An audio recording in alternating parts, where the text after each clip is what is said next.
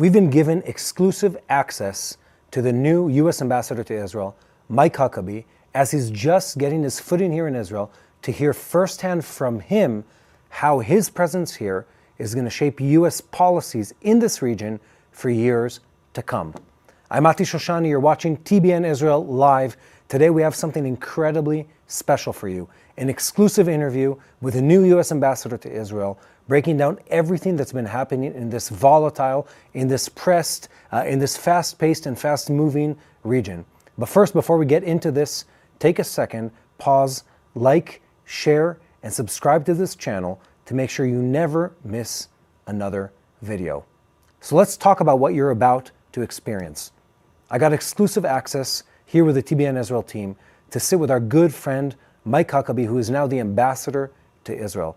He comes after a very long chain of incredible individuals that were responsible personally to be the ones carrying the U.S. relationship with its primary ally in this region, the State of Israel. And Mike Huckabee is no stranger to the State of Israel, nor to the people of Israel. He is someone who's been in this country, traveled the country extensively throughout his entire lifetime. And he comes to Israel now in a time more pressing than ever. He comes while an attack or an agreement with Iran is on the cusp of taking place one way or another, where U.S. relations and interest in this region are reshaping every power balance that you can imagine, be it Egypt, Syria, Lebanon, and all of it. And we get to sit with him and hear from him how that policy is going to play out and what it's about to look like in the years to come. So Ambassador, first of all, let me congratulate you. And I say this as an Israeli and as someone who's known you for many years. We couldn't have asked for anyone better than you to be the ambassador to Israel. You both have an intimate knowledge of this country and a deep care. I think that is greater than many Israelis really care for this country. So congratulations on the appointment. Thank you very much. Mati, it's such a joy to be here. It was an unexpected invitation by the president to come and represent the United States as ambassador to a land that I've been coming to for 52 years. And have been in love with for that length of time, and never imagined that this opportunity of service would come. But when he called, and with President Trump, he doesn't ask you, he tells you what you're going to do. I've heard this, yeah. But when he did, I had what I call my Isaiah moment. Here am I, Lord, send me. I don't think we could ask for anything better than that. And I'm looking at this from the outside. You could say whatever you want about U.S. politics, and there's a lot to say. Yeah. But the list of friends that are now in key appointments within the government is, I've never seen anything like this before. Well, the president has surrounded himself with people who are passionate about making America the best it ever can be, to truly make America great again. But also to recognize there's never been a president who's assembled around him an entire cabinet whose worldview is synonymous with that of Israel is our ally, our friend, and we want it to be secure, safe, and prosperous. Okay, so here's a rough question. One, I believe everything you're saying. And the last week has had me sort of puzzled because we had two contradicting narratives running. One was, Trump comes into office, President Trump comes into office, and he's essentially the one pushing Israel, poking Israel from behind. More aggression, move against Hamas, use force, et cetera, et cetera. And then suddenly the story runs last week, New York Times, Onen Bergman, an Israeli journalist, that says, look, the U.S. is the one pumping the brakes on the Iran attack. And it had everyone in Israel really confused because we were expecting the U.S. government to be hawkish on this topic. And the promise we've been hearing from the White House is time and time again, push as hard as you can. And if we're not going to materialize on a negotiation side, then we're going to do it on a military strike. And it has us all confused. So maybe you can set the record straight on where we're going. Well, first of all, I would say, who would you think would be telling you the truth more? President Trump, who has done so many things for Israel, moving the embassy, recognizing Jerusalem, recognizing the Golan Heights, and removing this nonsense of illegality about Judea and Samaria, the Abraham Accords, him or the New York Times? Now, that's an easy one. There you go. Yeah, I mean, Trump's definitely on much higher up on that ranking. He has been very explicitly clear, both on the destruction of Hamas, getting the hostages out, and repeatedly saying Iran will never have a nuclear weapon. So here's what an American friend, we were in the car the other day visiting Samaria with my kids, and we're talking about this, like, what could this actually mean? And my friend goes, this is probably a tactic. I said, what do you mean? He said, he's probably trying to like lull them into a sense of safety, the Iranians, only to really materialize. I'm not going to ask you what's going to happen. I want to hear in your sense, where do you think all of this is going? I mean, we have a president in the White House that is more supportive than I think anyone in my lifetime. Yeah. And he's surrounded by a cabinet and people, yourself included, who care about Israel as much as the Israelis do or more. Where are we going with everything that's happening in the Middle East? Like, how is it going to reshape this region? There's an opportunity to see it reshaped. But Iran can't be a part of it if it wants to be a bully. It cannot continue to supply the funds for Hamas and Hezbollah and the Houthis and to directly attack Israel. Yeah. It has to stop its rhetoric, which says death to Israel and death to America. What the president is doing, I don't want to comment on what's really going on. Here's what I could say to people. If there is a way to get the Iranians to truly recognize they're not going to have a nuclear weapon, they're not going to be able to continue to threaten and attack Israel and ultimately the United States. If there is a peaceful way to achieve that, nobody would like to see that more than President Trump. But if not, it should not surprise people that President Trump is a man of his word, and he's repeatedly said they're not going to have a nuclear weapon. Hamas will never control Gaza. They will not be able to stay there. We want the hostages home, and we want to bring a realignment of the Middle East. We're seeing big changes in places like Syria, already breakthroughs with other Gulf state countries. This is a president that would love to see that realignment and the expansion of the Abraham Accords. So what I would say is trust what you have seen and heard from President Trump more than what you've seen and heard from the New York Times. I'll go to the bank with that one. So I have an interesting thought. Initially, Trump comes into office, and we were on the Gaza agenda for a while.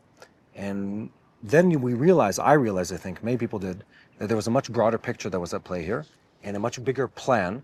This wasn't like a one-off or a single issue that was, in plan. There was a whole master plan for the region. And my question to you would be, you have multiple years now to exact the U.S. policy within Israel. Where do you think, in a positive sense, let's say we reach an agreement or via violence or not with the Iranians, we reach an agreement via violence or not with the Gazans, Hezbollah, Syria, everything is stabilized. Where is the U.S. going to take Israel? Bearing in mind, Trump is the mastermind behind the Abraham Accords. Yeah. We've talked about this many times on TBN. And just before this war broke out, Saudi was on the brink of coming to the table to talk about this. Where do you think this could go? What is the positive, the virtuous cycle that we could hit if things are stabilized in this region?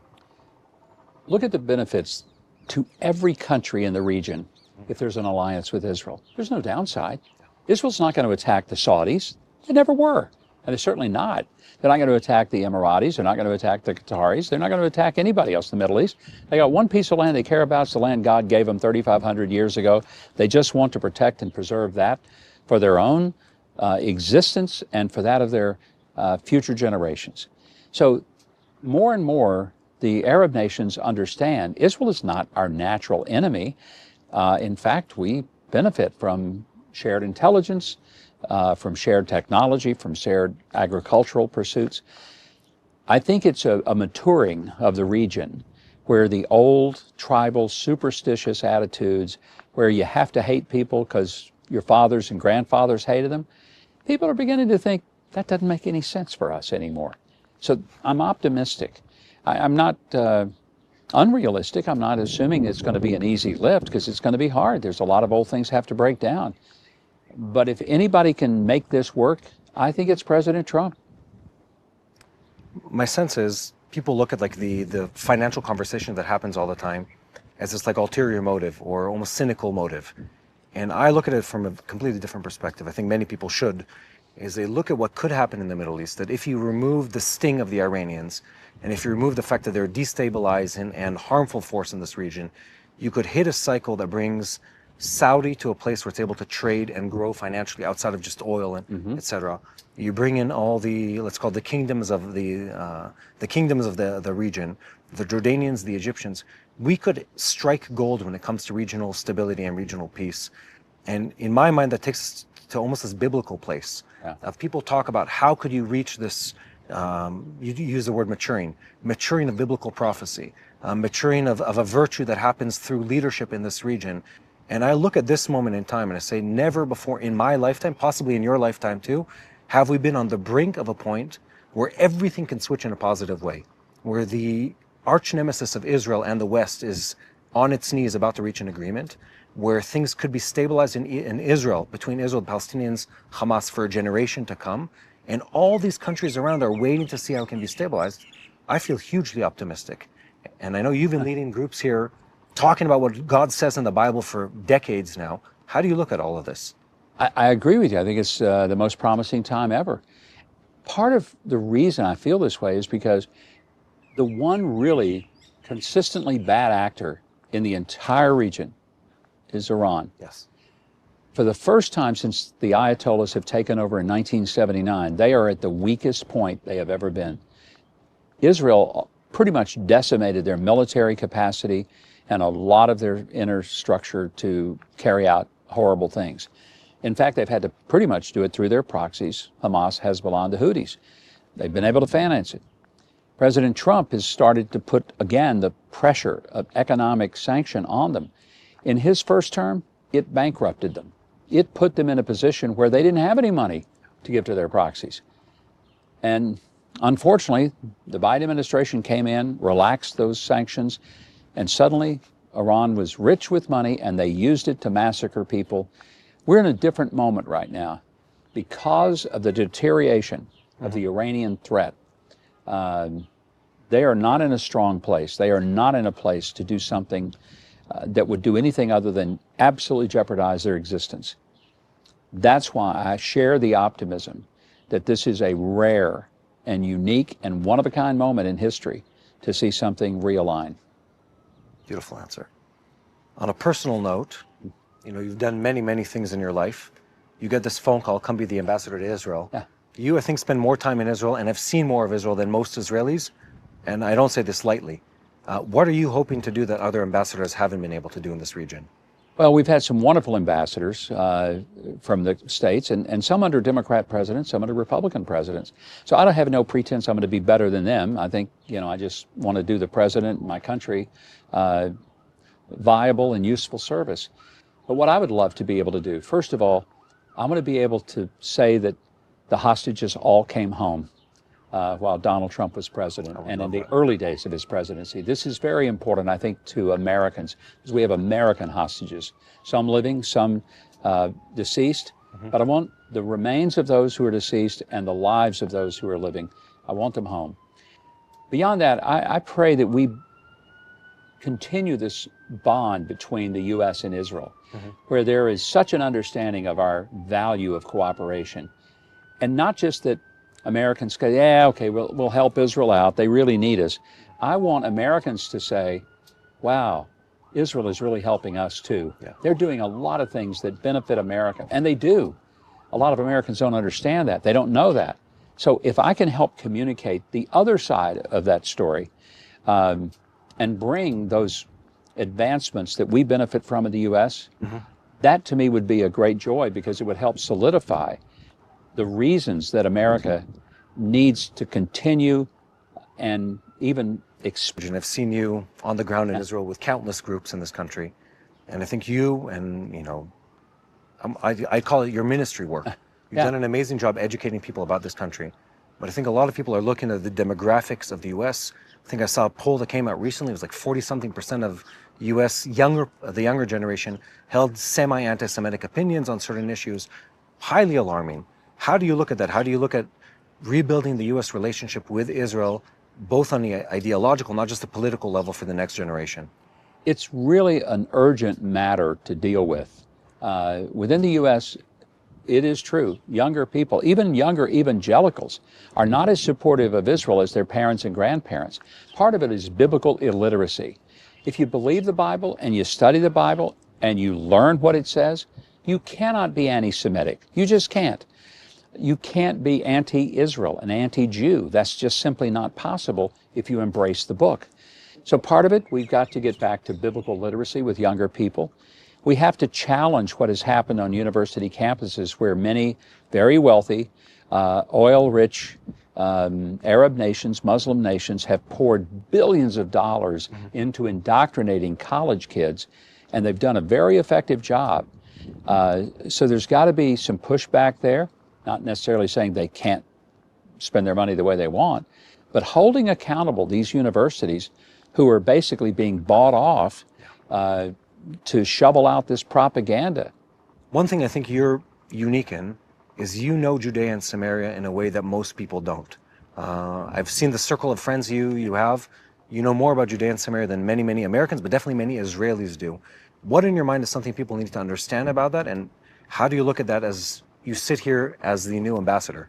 Well, obviously, the long-term decisions about Judea and Samaria are going to be the decisions that the Israelis will make, not the Americans. Okay. But I do understand that it's part of the biblical homeland. You can't say Israel has a homeland and carve Judea and Samaria out and say, yeah, but that's not part of it. Of course it's part of it. It's impossible to call it the biblical homeland and take away Shiloh and Hebron and the incredible biblical places where the scripture was written, all of which were part of that title deed that was given through Abraham to Isaac and future generations. No one could have said it better. Ambassador Huckabee, I am personally thankful for the fact that someone who cares about Israel and the Bible and what God is doing in this land is now in your seat. And we can only imagine how good it's going to be for the Israel-U.S. relationship. Thank you, Mati. Thank you. Great to be with you. Thank you. You've just heard before everyone else what the U.S. policy and the man who's responsible for carrying that out, Ambassador Mike Huckabee, is planning to do in this region in the years to come. And I have to tell you, this is not an ambassador like ambassadors before him. We've done a lot of work here at TBN with also the previous ambassador, David Friedman, who was an incredible friend of the State of Israel. But this is different. Mike Huckabee is a Christian friend of the people of Israel. I've personally, as have members of our team, spent much time with him, traveling throughout the country with groups he's led to this country many times who've experienced Israel firsthand. He's a man who loves the Bible, the New Testament, and the way it speaks about Israel and the Jewish people. He's personally and intimately connected to people throughout this country, from Prime Minister Netanyahu through many, many people throughout different communities in this region. And he's traveled where many Israelis haven't yet traveled. He's seen Judea and Samaria in an intimate way. He has traveled throughout this country over decades, and he knows the people of this land, the politics of this land, and the nuances needed to carry out U.S. policy in this country in an effective way better than almost anyone else I can imagine. And I think it's incredible to see a man of such integrity, such passion for this land, such passion for God's word in the land of Israel, be appointed to this role. And I think only time will tell how powerful, how effective, how positive his time in this role could be for the people of Israel, but by extension for this region. We're sitting on an explosive keg right now, where Iran is about to blow up literally and figuratively any moment, where Syria is still in turmoil, going between instability, massacre, and trying to form a new government, where the Lebanese people are trying to figure out their identity in the day after Hezbollah, and where Iran is questioning whether it will remain the arch-terrorist and the machine behind evil in this region, or flip and become something that is cooperative and effective and dismantles its nuclear program. Only time, of course, will tell where we're going, but Ambassador Mike Huckabee, I was about to say governor, we're so accustomed to saying that. Ambassador Mike Huckabee is the person to carry out U.S. interests in this region. And I think he's both a godsend, but also testament to how much the U.S. administration cares about this country, cares about doing the right thing at the right time for the people of Israel and the people of this region. I hope you've enjoyed this interview. This is an exclusive access that we've been given before any other outlet in this country. And if you're still here, pause this video one last time, make sure to like, share, and subscribe. And bless you all from here in Jerusalem. Hello, this is Mati here in Jerusalem with TBN Israel. This is Yair Pinto from TBN Israel here in Jerusalem. TBN Israel is keeping viewers informed with Israel-focused news, culture, and what God is doing in this land. Support TBN Israel today online at TBN.